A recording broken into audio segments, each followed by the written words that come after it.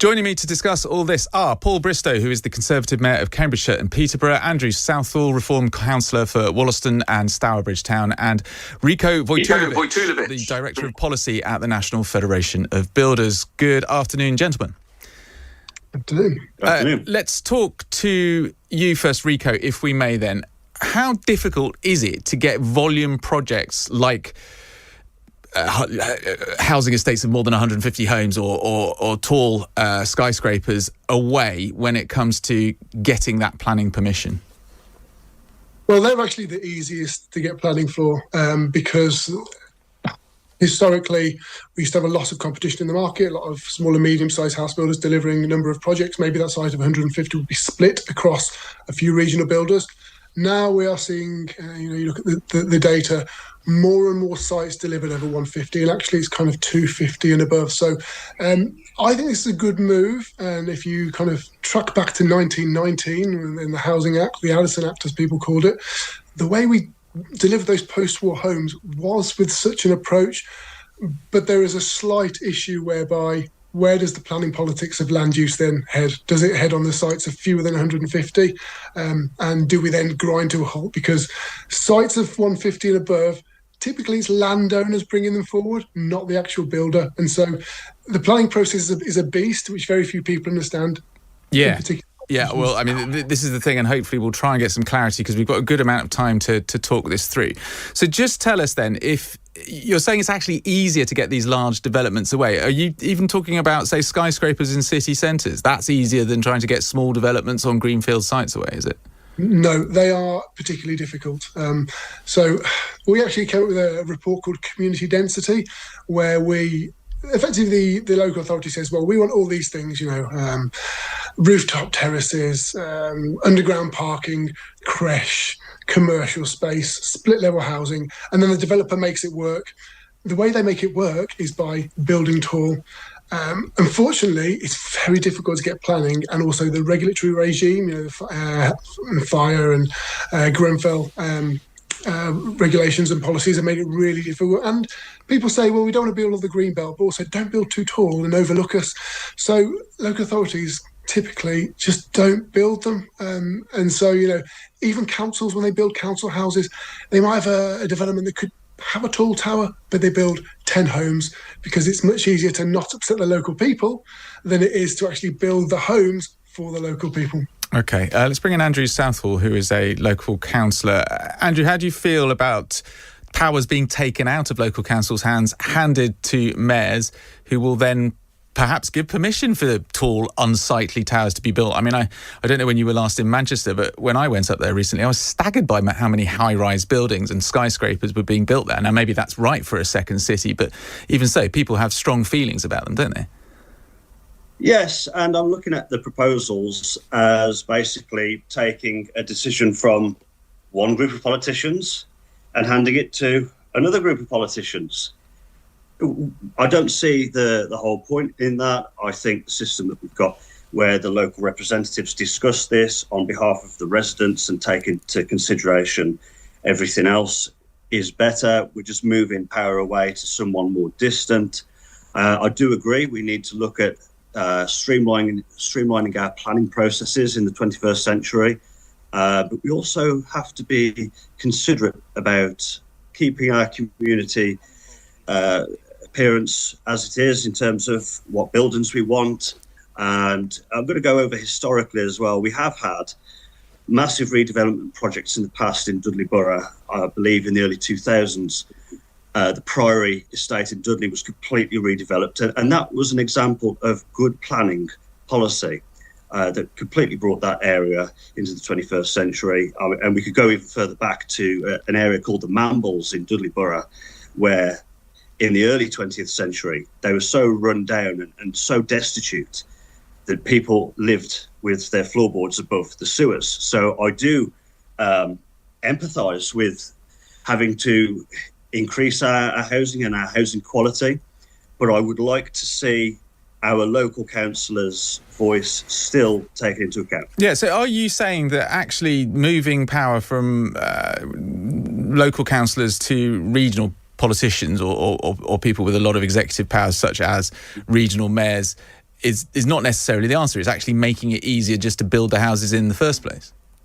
I think it's going to bypass what we as councillors might want to say. It may drain out the voices of our local residents. We are elected to represent them and take their concerns. It's by no means to be Mr. NIMBY or Mr. No all the time, but it's to give context and discussion to each planning application on behalf of those who elected us. Okay, Paul Bristow. Can I come in there just very quickly? Is that Rico? Yeah. Come in. Planning doesn't work like that. So councillors expressing their opinion, if it meets local policy and typically gets recommended by the planner, you effectively got a fight between the council and the developer, and the developer always wins if it meets local policy. And then what happens is the council pays costs. And so, yes, I understand representation, but if you meet policy, why have this long protracted fight where you end up making the development cost more and actually reduce the amount of social homes? So I understand representation, but in practice, that's not the way it works. And so calling in a strategic development and getting it done locally because you've set the planning rules, that kind of design-led approach actually is probably the better way. I know it's not comfortable to hear, but it's the reality of how planning works. Just assume that no one knows anything who's listening to this about planning and how the process works. Just take it through it step by step. A proposal goes forward, the council votes on it. If the council votes against, am I right in then saying it goes to regional officials who call it in and make a decision? And if it's a major development, it could be called in by Secretary of State. Is that right? Sort of. It typically goes, the planner first decides whether it should be get permission or not. It goes then to the council, who then makes a decision as to the council members, the committee members on the planning department, and the council representatives. They make a decision as to what they want to do with it, whether there's amendments that are needed. If the developer disagrees, they just take it higher, and if it meets all local policies, the planning inspectorate, they're the ones that say yes or no. If they say yes, goes ahead. If they say no, or it's very large and strategic, it can be called in by the Secretary of State, and then they make the decision. Right, and there seems to be, some people would argue, a democratic deficit there because unelected officials are making a decision based on rules, and they tend to be often remote from the communities where these developments are meant to be taking place. Let's bring in Paul Bristow, who has been waiting patiently, Conservative Mayor of Cambridgeshire and Peterborough. Paul, before these policy changes were announced by Andy Burnham, what involvement in planning do you or does your department have in your area? Well, we have to create what is called a spatial development strategy, which is a strategic planning document, if you like, for my region. And it differs from a local plan in the fact that what it does, it looks at a region of 1 million people rather than, say, an area of 100,000 people. And instead of saying, well, 20,000 homes must be built in this particular place, it allows you to pick areas of growth. What areas are well suited for growth? What areas across the region aren't well suited for growth? And you can plan it much more strategically. But what we're talking about here isn't new. This has been happening in London for some time. The London plan works exactly like that. Now, the reason people aren't building in London is for a host of other reasons. I think the London plan is too complicated. But ultimately, what happens is, with a mayor having these call-in powers, as has occurred in London, developers and planners, where they are at loggerheads, are encouraged to try and find a way because of the sort of threat of a regional mayor being able to come in and intervene. Sadiq rarely uses that power, and regional mayors, I would imagine, would rarely use that power.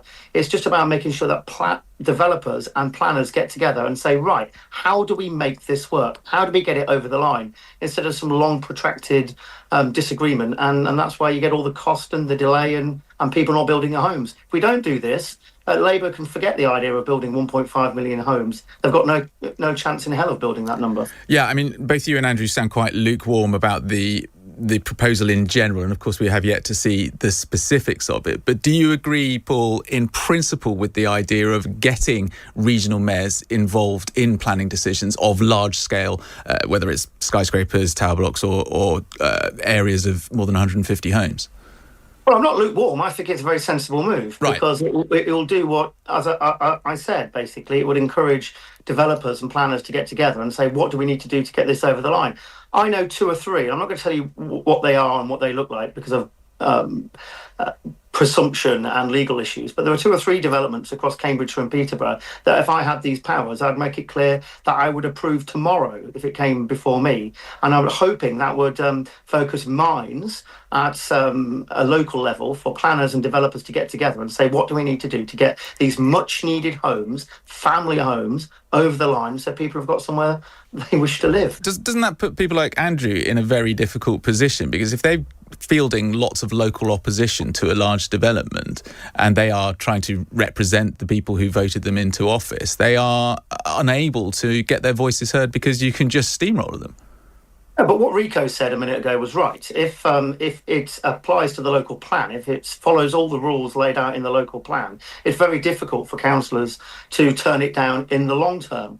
But what it does, it just creates a loggerhead where councils will create excuses not to pass it. It will be failed at a local planning meeting, or it may not come forward because of administrative delay, and we just go on and we go on. And ultimately, developers will get it because they'll appeal to the planning inspectorate. It's about speeding that process up. If local councillors understand that there is the threat of a mayor coming in and saying, we should be doing this, maybe they'll get together with the developers and they'll come up with a compromise, meet in the middle and build the thing, and we'll get more homes. But ultimately as well, this is also going to affect key infrastructure eventually, things like train stations, things like data centres, things such as that as well. So it's not just about homes, it's about infrastructure as well. Andrew, do you like the sound of what Paul is talking about? Yeah, I follow what he's saying from his perspective. Infrastructure is all I want to build on that. You need your trains as well. There's one thing I'm kind of getting involved in, talking to the pre-metro operations to expand the metro line from Stourbridge. So if you're going to be building houses, you need people more connected. I'm just talking from a consideration point here. I mean, come to Stourbridge, there are sinkholes opening up all over the roads everywhere. And I do get concerned about overdeveloping Stourbridge and more cars on these roads, which down the line will need more money to throw at fixing it all for the increased traffic and everything. So, and I'd like to say for Andy Burnham as well, there's a key point being missed here, that there is a demand side as well as the supply side. And we've had the Boris wave migration that has artificially exploded our population in his final years as Prime Minister. We do need to talk about why we are needing to build so much in the first place. I'm not saying it's the only reason. We have underbuilt for many decades, but we do need to be having a look at the population control. OK, Rico, have a listen to this. This is a message from Lisa, who says, good afternoon. Just a minor little detail that nobody has either addressed or answered, and that's not your fault. It's because I haven't asked it. Who is actually going to build all these houses? Is there a large qualified workforce somewhere out there waiting for the call to pick up tools and start building? Also, I read somewhere there's a shortage of building materials. Can you put Lisa's mind at rest, Rico, or has she put her finger on a serious problem? It's one of my favourite topics, and the reason is because 8 in 10 construction apprentices are trained by small and medium-sized enterprises, and in the house building industry we used to build 40%, and we trained more bricklayers and carpenters than across the whole industry than we do entire construction apprentices today, when SMEs only build 9% of homes. So she's correct, and we will adapt. Around 70% of construction materials are actually made in the UK. So there are positives, but this lack of understanding about where apprentices come from, how they train, how they be retained is a problem. And it's no point every government throwing money at training, because if there's 1 million people being trained, but only 100,000 jobs, then you're going to leave a lot of people out. So you need to enable these SMEs, small and medium, so building up to 150 homes. They need to be enabled. And actually, this government has put in place what's called the medium-sized site. I'm not going to, make planning all complicated for everyone, but trust me, the nightmare and the beast. And if you actually understood it, you'd realise that the whole system is actually geared for the big builders, and they're not monopolising it. The system enables them to create this kind of dominance. But unless we enable our small and medium-sized enterprises, no, we're not going to train enough people, and we're going to be reliant on immigration. And we just need to work out how we fix that. And what politicians need to understand is it takes 3 years to train somebody and 2 years for them to become really competent.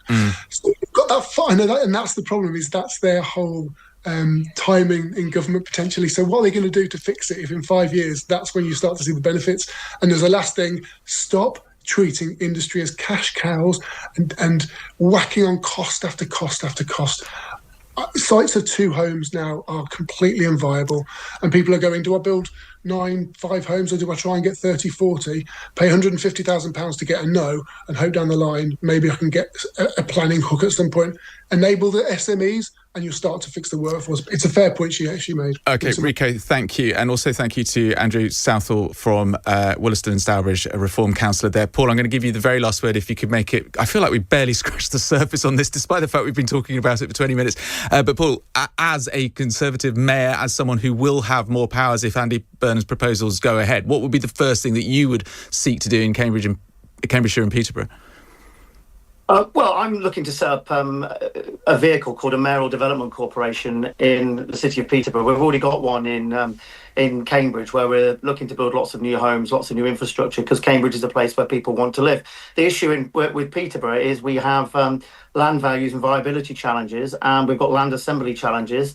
Depend, as you quite rightly said, that whether we give planning permission for something depends whether the chair of planning gets out on the wrong side of the bed that morning or not. We can't run a country like that. And if we want the city centre, the great people of Peterborough and Cambridgeshire deserve, we're going to build up, we're going to have a Mayoral Development Corporation, and we're going to think big. Paul Bristow, the Conservative Mayor of Cambridgeshire and Peterborough, thank you very much indeed.